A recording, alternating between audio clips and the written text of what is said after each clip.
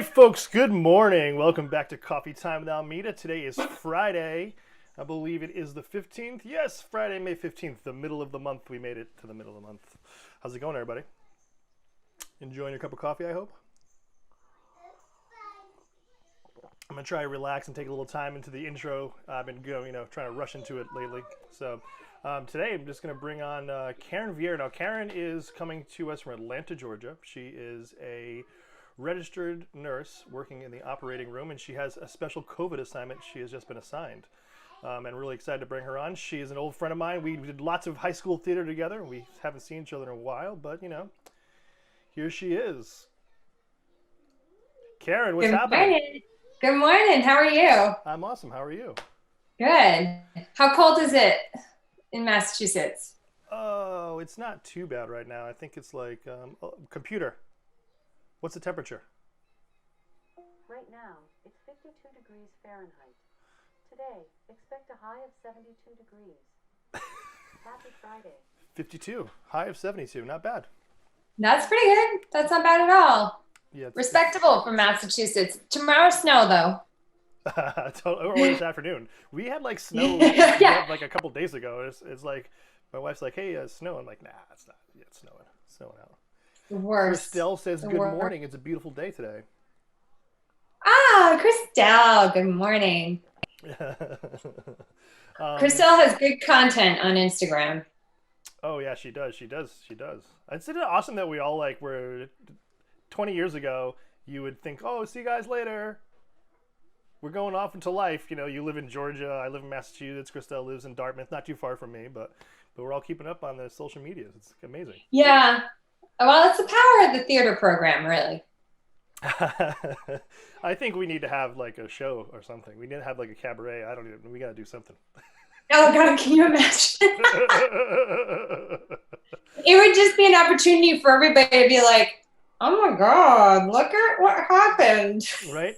They're old now. Wow. It's all right. We'll look. I think our generation looks the best for our age, to tell you the truth. When I look back at pictures of like my grandparents, my grandmother was 40 when she had my mom, and she looked decrepit. Like, she's a beautiful woman, but it really just took a toll on people in a different way, I think. Yeah, we didn't have all these spas and stuff. Yeah. Had no TV to put your child in front of. Yeah, I know. They kind of did, but I grew up on Sesame Street, right? So probably you too. Jason Trenholm says hello. Joyce Texera says hello. Hey, hey guys. So tell us a little bit. Actually, why would we get through two things? Are you drinking coffee right now? I had some coffee and it was really strong. I can't drink more because I'm already like shaking. Mm-hmm. So I'm drinking a Spindrift pineapple. I like those. Yeah, I like it, but the reason I got the pineapple, I really like the color palette of the can. And it ended up tasting okay, so it's fine. I love pineapple. I'm making some pineapple kombucha right now. Yeah, I think that maybe tonight I might try to mix one with some tequila and some lime juice and see how that goes. Yeah. Fresh citrus. We'll in there. see. Oh yeah. Might be an onslaught of selfies and tweets at the current administration, but we'll see what happens. Could be magic. I don't know. So hey, do you remember the last time we saw each other? Yeah, 4 days ago, right? 4 days, and we tried to do this and it didn't work. And we had a conversation on our own. People were like, what are these guys even talk about? I can't hear them. But the last time I saw you in real life, in person, was at the Bristol 4th of July parade. And it might have been, it was either in 2007 or 2010. I think it was 2010. Okay. Because I was still living in California in 2007. And you were there with Chris Santos, right? I'm also doing things like COVID-19 testing where you get dressed out in gear, just like you've seen in news stories and on online. You get dressed out in gear, you have a swab, you got to swab up somebody's nose and send it off to the lab to make sure that they're being tested prior to surgery. Awesome. But yeah, I mean, like, it's funny because like being back on the floor, you're with the nurses and the staff, and also like the housekeeping, so essential. Like, and they get almost no recognition, or zero recognition. But the housekeeping personnel, the people who keep the equipment running, the IT people who make sure like when we can't chart online that they're coming down and they're making, jiggling wires, whatever they're, all the stuff that they do to make sure that we can do our job. So you get there and you're like, and then you read a news story like, we're going to have a flyover Atlanta, the Blue Angels would be there. And it's like, nobody wants the Blue Angels. We want masks because there is a shortage of masks and face shields and like even head covers, things like that are so necessary. And we're in patient care. We don't have time to go see the Blue Angels fly overhead. Like, and really, what are the Blue Angels doing? They're getting a bunch of idiots to stand together to look at the planes and infect each other. Yeah, I mean it's so much that doesn't make sense to me. Like, I don't know the breakdown of tax dollars. I mean, it could be that it's already allocated into, whatever circus budget there is for Blue Angels activity that, they're like, they're not going to reallocate that money to healthcare or a pandemic or whatever they're denying it to be or saying it is. But, I think if they were to really listen to anybody with any real knowledge, like Dr. Fauci, they would know that there's more to what the population needs than a flyover. They're getting ready to reopen Georgia. They're reopening on Sunday. Oof. Zoos, botanical gardens, all the parks, the Atlanta Beltline, which is just crowded with people on a beautiful day. All the stores will be reopened, and we are still growing. We're at almost 300,000 tests. We're at, I forget the numbers, like close to 40,000 positive. I don't want to say it without, we have thousands and thousands and thousands of positive cases. We have a couple thousand, we're almost at 2,000 deaths, I think. Maybe about 1,500 deaths, somewhere in that neighborhood, but it's growing every day. Our curve is not flattening, and it's going to get a lot worse. I mean, it's so disappointing. It's like unbelievably disappointing, and there's so many unemployed people. That this Atlanta has so many restaurants and employs so many people who depend on tips and things like that. So, and the restaurants are being put in a position where the state's saying, you have to reopen. And if you don't reopen, it's on you to pay your staff's unemployment benefits. So that's insane. Yeah. So now these people have to go back to work. They have no choice whether they want to be there or not. Yeah. The nail salons, the some massage places, and hair salons, things like that.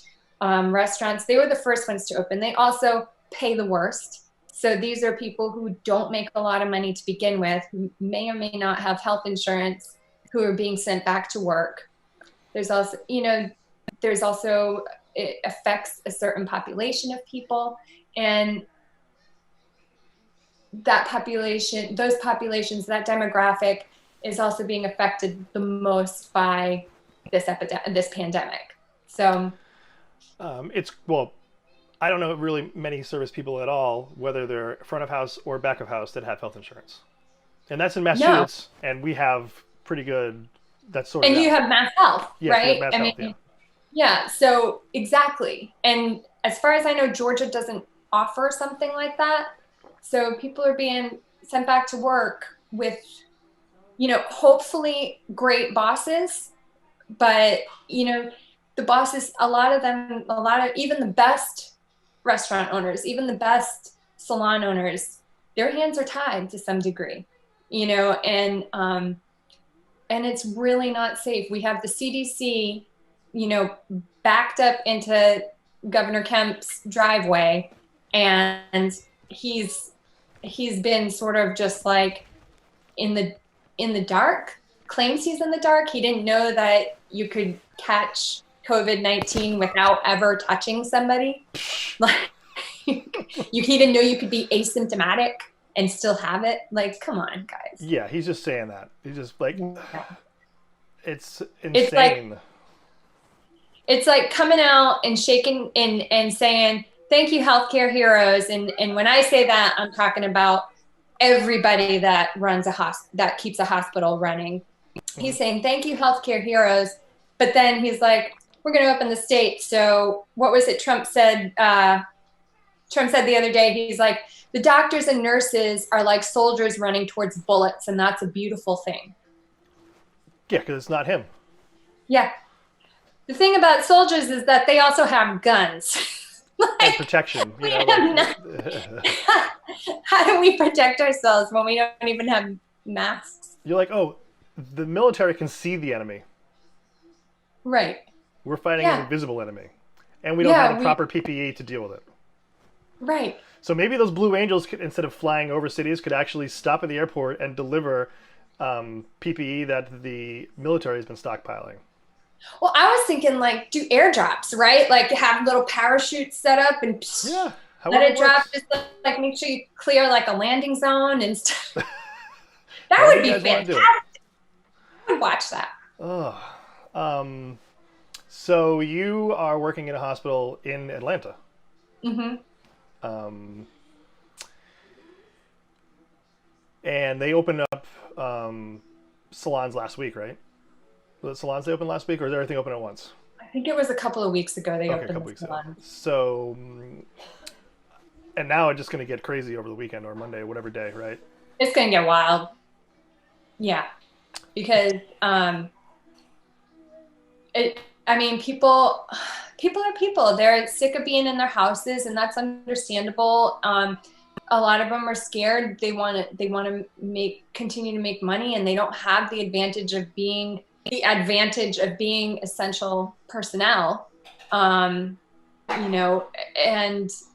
so I can understand the urgency they feel. And when you're not getting a collective, if you're not, it's like two parents. When you have one parent that says one thing and it's not a unified front, you have another parent that says something different, then the kid's like, okay, so what am I going to do? I'm going to do the thing that suits me the best, based on what each of my parents is saying. And that's what's happening from the top of our federal government. We have people saying two different things, and then it's up to us to decide who's more trustworthy.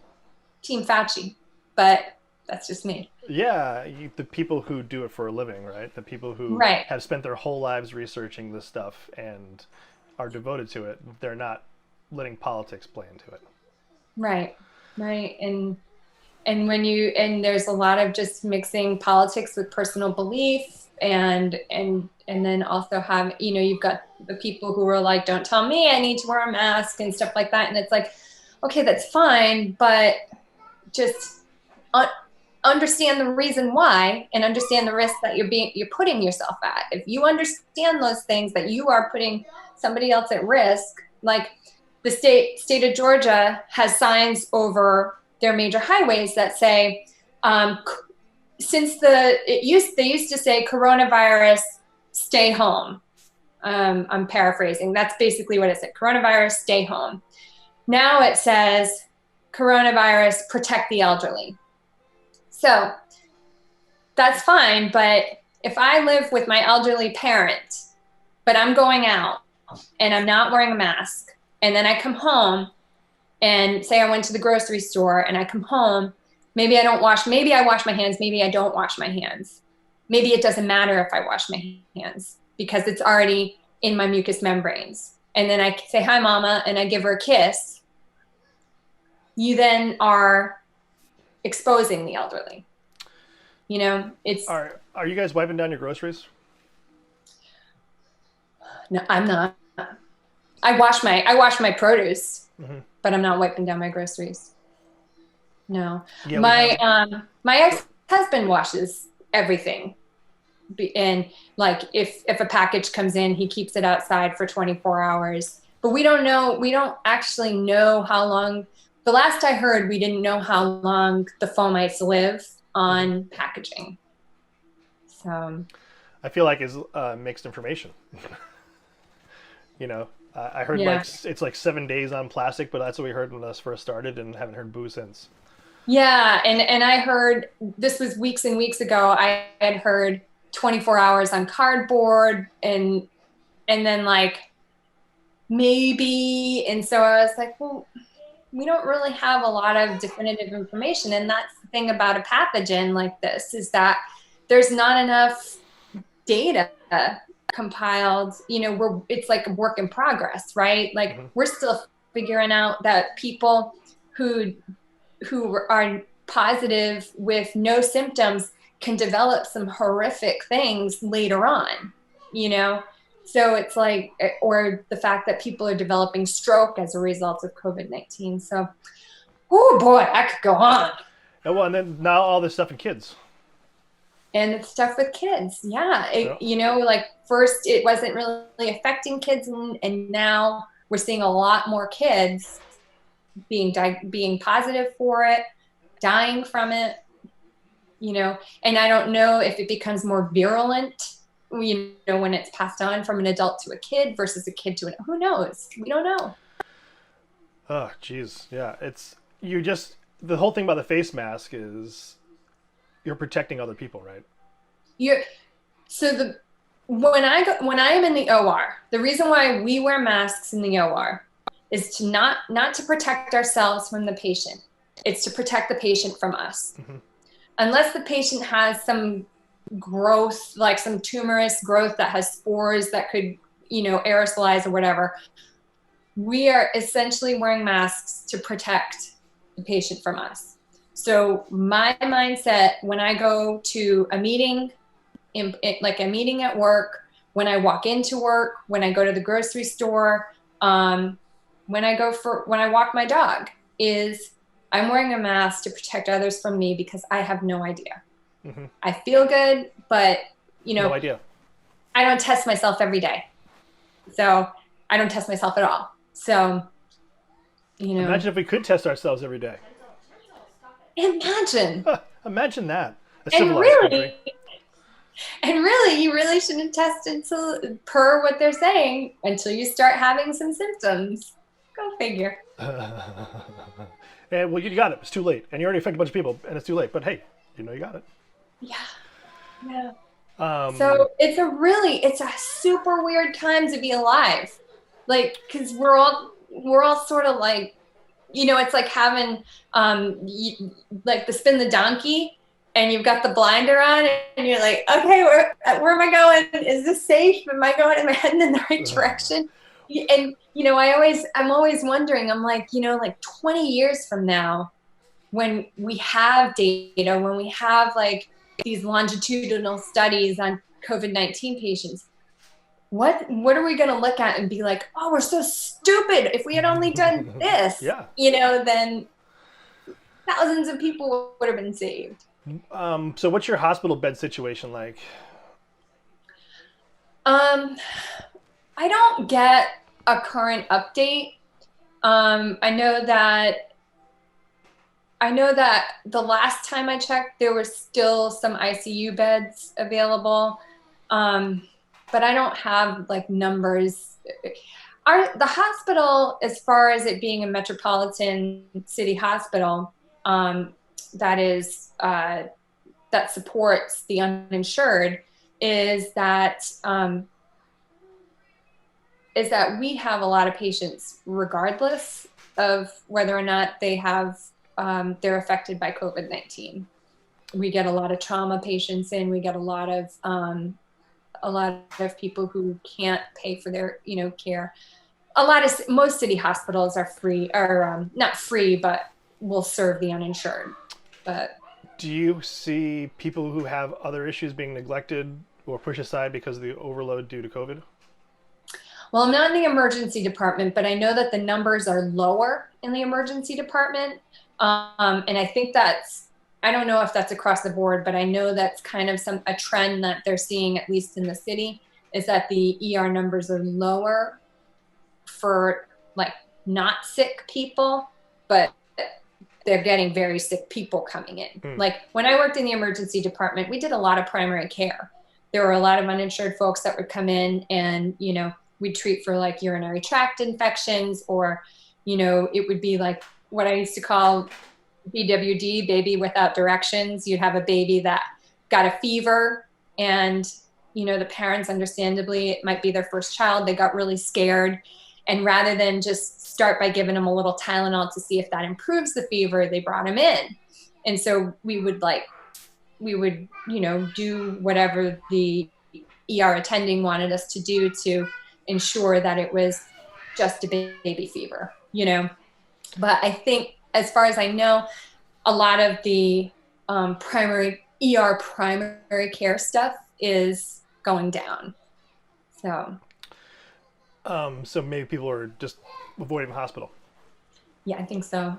You know, I took a really bad fall. I was walking my dog, and I hadn't even started walking her. I was at the top of the steps from where we live, and she was at the bottom, and she saw a squirrel or an air particle, and she lurched forward, and she pulled me off the steps. And the only thing that stopped me was like a low brick wall, and my ankle turned, and I thought I broke it. So I kind of caught my breath and hobbled back into my house and elevated it, iced it, did all the things, watched it just expand like crazy. And I was like, I'm gonna watch this. I just took like ibuprofen and Tylenol and watched it and stayed off it as much as I could. And then like finally I went to see a friend of mine who's also an orthopedic doctor, and I told him about it, and he said, can I just look at your ankle and we'll get an x-ray? And I was like, is it going to be safe? I don't want to go. Because even I didn't want to do anything I thought was unnecessary. Mm-hmm. And he's like, we can do it safely. Please just let me x-ray your ankle. And I was like, okay. So it ended up being okay. My nursing instincts were, but we're also, I think nurses, I will speak only for myself. I am terrible about ensuring that I have the proper care. Well, you worry about other people all the time, you know? I mean, yeah. So tell me about music. I know you're a musician. You played a lot of bands, right? You played around? Played in a lot of bands. Miss it every day. I swear to God, like, you know, if you ever want to well, that's not true, but I guess for me, what sealed the deal on me ever playing in bands again was having kids. But it's a good trade-off, but I miss it a lot. And I was really missing it because my partner is part of what he does professionally is he writes songs, and then he's also performing in a band. And at the time, you know, he was getting these really great gigs, and occasionally I would go and it was just like filled with people, and I would totally get like that longing to be on stage again and to be performing. And he and I would talk about it, and he was playing my guitar, and he was like, the action on this is so high. And the action is like you have the fretboard, and then you have the guitar strings, for people who don't know. And it's how close the guitar strings are to the fretboard. So mine were like up here. So when I would play, it really hurt to play. And so he had the action lowered, and he's like, just try playing it now. So I did, and it was so much easier. Like it was enjoyable to play. And so like at the time when I was doing administrative stuff and our boss said, I want you to work from home until further notice, it was what I did like on my lunchtime was I would pick up the guitar and I would play.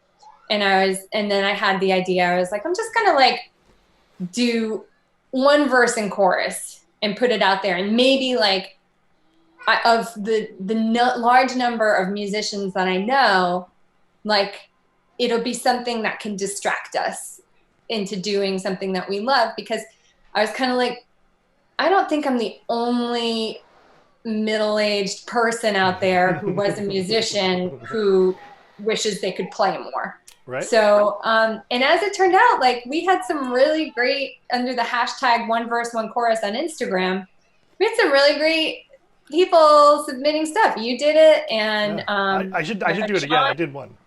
You did? Oh, you did one. I did one. And then my friend Sean, who I didn't even know played guitar, he was like a dark horse, and he was playing like, I don't know, what was he playing? Like Savi Fav or something like that. And I was really enjoying it. So it's been something that's been fun for me as I try to rediscover talents that I had. I guess I still have, but.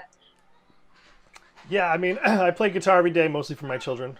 I record music, every day, every other day, mostly for like 5 minutes at a time. But you just got to chip away at it, Yeah.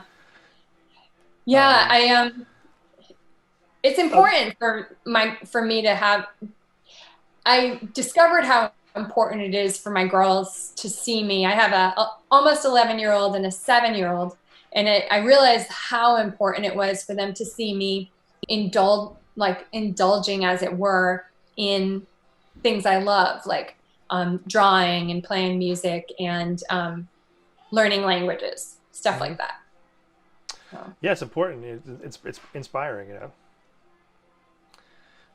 I don't know. I got to inspire myself before I can inspire anybody else. That's the hardest thing sometimes. Same. So, hey, we're speaking of one verse, one chorus. You want to do one real quick?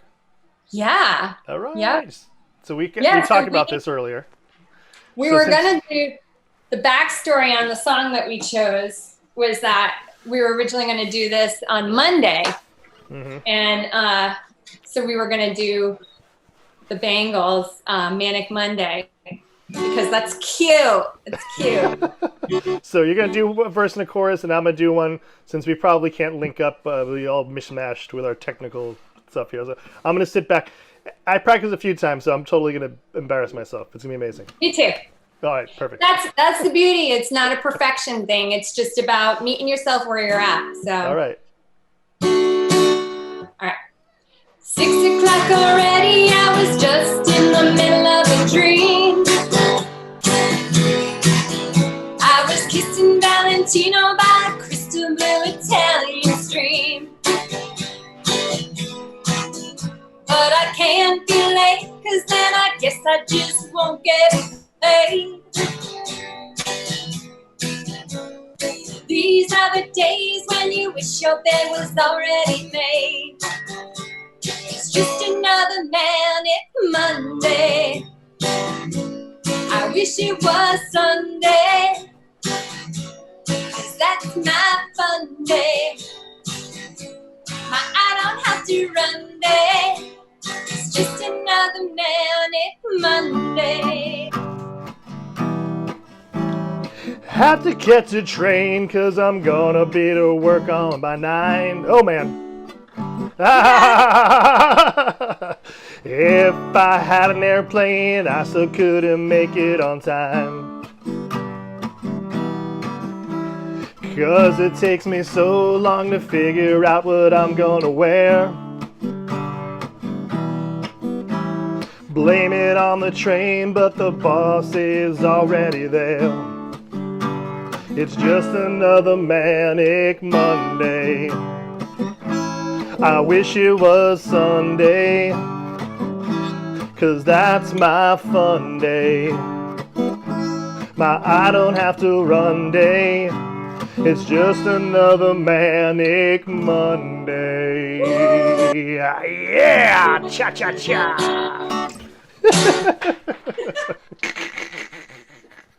Oh, I should have practiced more. God, that's damn. the spirit of what if you could see the outtakes, like when I'm trying to record one verse and chorus, and like I'll practice it a couple of times, and then I'll be like, I'll start to sing and I hit the wrong chord and I'm like, shit! And I have to. I get a zing. I should make a compilation of all the little videos I have of me going, God damn it! I'm like hearing my echo back in my earphones, so it was I should have taken my earphone. Hey, what are you gonna do? What are you gonna do? What are you gonna do? What are you gonna do? That's it. Look how relaxed we are. We're so relaxed. Whatever. So relaxed, so relaxed. I'm not sweating at all. Not how I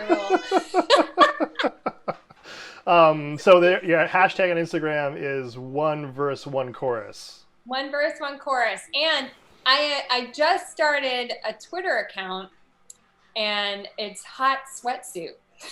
Oh, all right. Well, I'm gonna put a little bio page together for you up on our website, and we're gonna link you over to that to your Instagram. Okay, that sounds good. And your Hot Sweatsuit. Hot Sweatsuit. Twitter. Are you like just what are you doing? Music and bashing on people? Political commentary. Oh, I love it. I was in a 2-year news freeze. I couldn't take it anymore, and I just removed myself. I actually completely canceled Facebook, and just backed out completely from news. Because I consumed news. I consumed politics, and I backed out completely from it. But with everything that's happened since 2020 was born, I thought it was really important for me to just be aware and to just kind of follow specific things.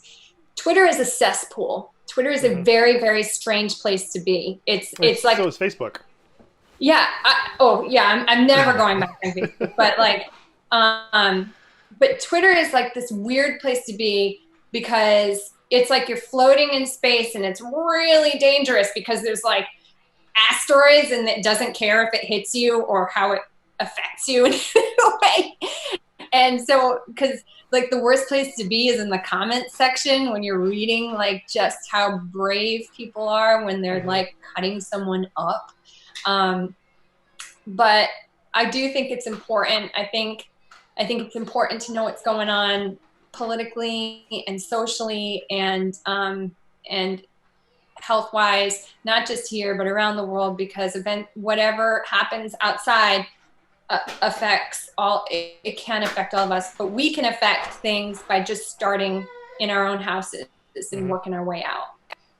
So I joined Twitter. I've had a Twitter account for a while, but I just started following it probably right around this pandemic starting thing, and I'm subscribed to somebody who's supposed to be a leader in the country's tweets. You can't make this shit up. You can't make this shit up. It's like wait, I have somebody. There's somebody crawling. Oh, nice. What's up? Sorry. How are you? I'm good. I'm just kidding. Box here. What's I up, tried to do that discreetly. She would not let me. Amazing. Yeah, I'm not letting that go. So, hey, you got any last minute advice for us? Oh gosh, just pay attention to what the CDC is telling you. Pay attention to what's happening. You know, look at your state's daily reports. Their departments of public health have daily reports. Look at the trends. I know there's a lot of people who don't trust anything that they're reading in anyone, but unless you're an expert yourself, I don't even consider myself an expert, but you know, but just be aware.